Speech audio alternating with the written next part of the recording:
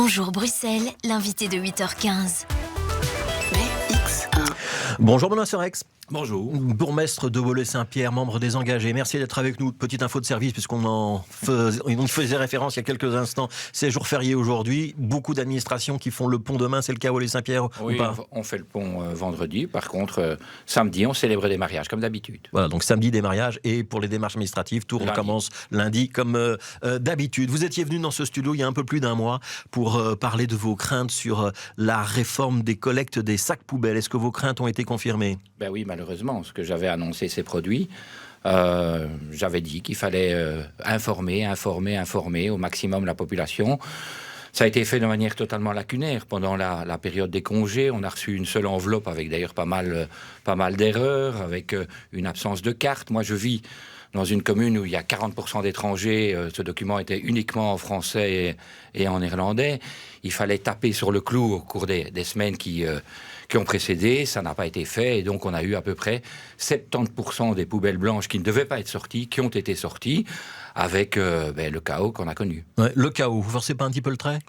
Ben non, quand vous avez des rues entières où les déchets jonchent le sol, parce qu'on est dans une commune où il y a une prolifération de renards, il y a beaucoup de pies qui trouent les sacs poubelles, et après c'est éparpillé sur la chaussée, et ce sont nos ouvriers communaux, une fois de plus, qui doivent suppléer à l'agence bruxelloise de propreté. Ouais, Benoît Serex, des sacs éventrés à Woluwe-Saint-Pierre, mais dans d'autres communes en seconde couronne, quand on n'est pas très loin de la forêt de Soigne et qu'il y a des espaces verts, il y en a toujours eu. Il y a toujours eu des renards, des pies, des corneilles.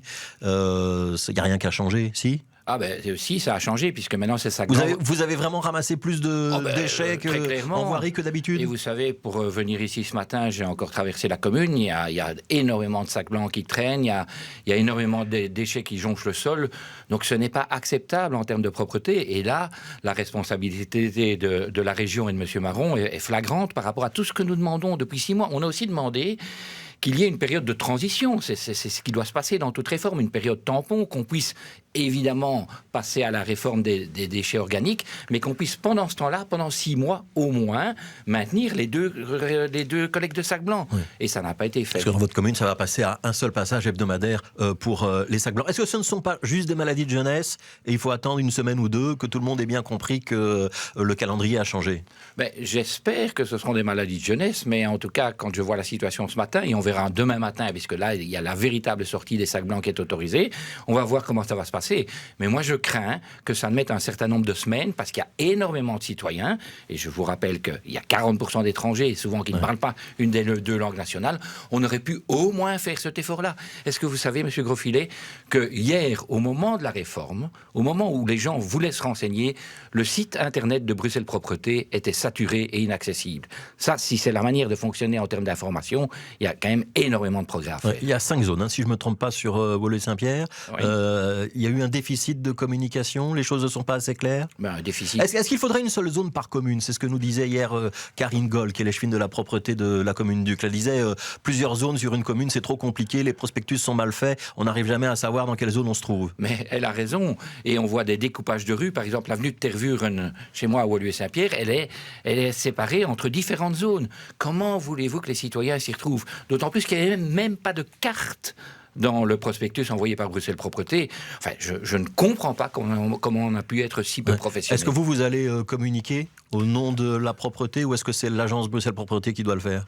Nous allons le faire en complément dans notre journal communal, très clairement, parce que moi je ne souhaite pas que ma commune devienne un dépotoir à ciel ouvert. Une question sur les tournées nocturnes, ça a l'air de crisper certains bourgmestres et plutôt d'avoir l'assentiment d'autres. Est-ce que votre commune est concernée? Quelle est votre position là-dessus?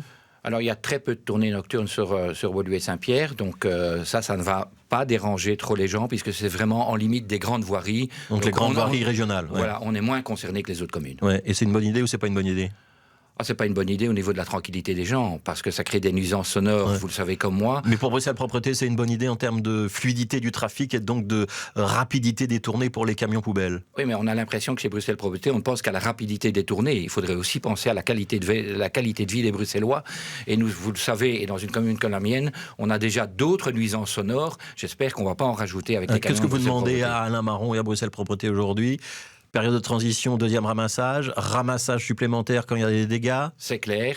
L'obligation des poubelles rigides pour éviter justement ces dispersions. C'est le cas sur votre commune, c'est obligatoire théoriquement. Alors, parce que la commune l'a fait, mais en termes de lisibilité, ça aurait été beaucoup plus clair si c'était fait sur l'ensemble du territoire de la région bruxelloise et qu'il refasse une campagne d'information de toute urgence. Ouais, l'avenir, ce sont des bulles enterrées pour déposer ces sacs poubelles? Alors là où c'est possible, je pense que c'est ce qu'il faut faire. Nous pensons d'ailleurs, vous savez, on a un nouveau projet immobilier sur le quartier des Dames Blanches. Là, ce sont ces nouvelles techniques qui seront mises sur pied. Donc ce sera une expérience pilote qu'on pourra suivre. En effet. Est-ce qu'il y a un côté homophobe en vous, Benoît Serex? Absolument pas. Et je dois vous dire que je regrette la polémique. Vous comprenez pourquoi je vous pose cette question? Parce qu'il y a polémique autour de passage piéton arc-en-ciel. La région en a installé un au rond-point de Montgomery. C'était pas avec votre accord. Le groupe PS de Woluwe-Saint-Pierre en a peint un devant la maison communale. C'était de nouveau pas avec votre accord. Vous l'avez fait effacer hier. Oui, parce que je regrette vraiment aujourd'hui que ma commune soit pointée à des fins démagogiques comme étant une commune intolérante et que certains me qualifient comme un bourgmestre homophobe. Woluwe-Saint-Pierre, et j'en fais vraiment une fierté, a toujours été une commune inclusive, une commune tolérante, une commune ouverte, et particulièrement dans la défense de cette cause. Vous savez, hier soir, il y avait encore un spectacle de sensibilisation qui était organisé à la Maison de la Culture. On est sans doute une des seules communes à donner des formations à notre personnel pour les sensibiliser. Ouais. Pourquoi est-ce que vous ne voulez pas d'un passage arc-en-ciel? Il y en a partout dans Bruxelles. Il y en a un devant le Parlement fédéral. Il y en a un en bas de la rue des Lombards. Uccle vient d'en prendre un devant la maison communale. Pourquoi est-ce qu'à Woluwe-Saint-Pierre, ça pose problème si vous n'y voyez pas d'obstacle idéologique? Il n'y a aucun obstacle idéologique, mais il y a des obstacles en matière de sécurité routière, monsieur Grosfilet. C'est juste ça le problème. Mais bien entendu. Vous aviez quand même dit dans une première intervention que vous ne souhaitiez pas qu'on privatise l'espace public et qu'il fallait que tout le monde puisse s'y sentir à l'aise. On a compris ça comme étant un signal. Si vous n'êtes pas à l'aise avec les droits des gays, vous devez pouvoir vous sentir à l'aise à Woluwe-Saint-Pierre. Si je n'étais pas à l'aise en ce qui concerne les droits des gays, pourquoi est-ce que le drapeau flotterait aujourd'hui et depuis une semaine, et ça fait des années que c'est le cas, devant l'hôtel communal? Pourquoi est-ce qu'il y aurait des bancs dans l'espace public qui sont customisés aux couleurs de l'arc-en-ciel? Et ça, c'est avec votre accord? Mais bien évidemment, c'est sur initiative de la commune, dans le cadre des actions de sensibilisation. Mais moi, je suis, et vous le savez, un légaliste, toujours respectueux de la loi. Il y a un arrêté ministériel de 1976 en matière de sécurité routière qui dit très clairement qu'on ne peut pas détourner la signalisation routière de son objectif. Ça veut dire que le passage piéton arc-en-ciel devant le Parlement fédéral ou devant le Parlement bruxellois ou devant la maison communale d'Uccle, ils sont illégaux?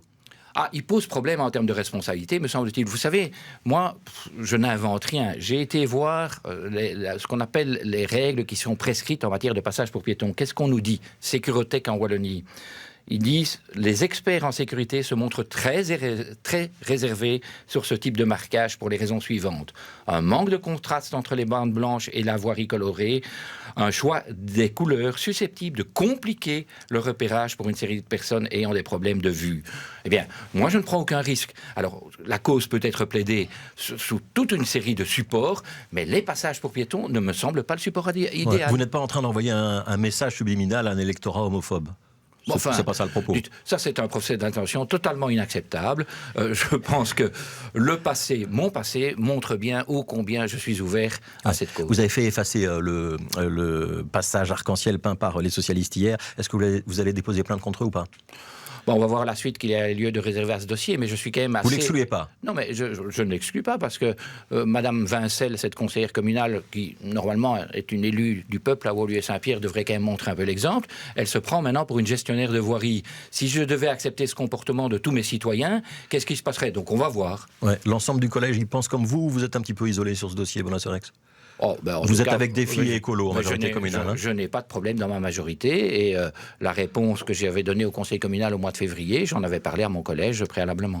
Merci Benoît Serex, merci d'avoir été avec nous ce matin. Après la pub, ce sera votre choix musical. Vous avez choisi Stromae. Voilà, exactement, parce que c'est un Bruxellois, qu'il est un peu en difficulté pour l'instant, et puis qu'il met en avant des métiers qui sont rarement mis en avant au travers de cette chanson. Voilà, c'est le titre Santé qu'on va écouter dans 1 minute 30. Merci Benoît Serex. Merci, bonne journée.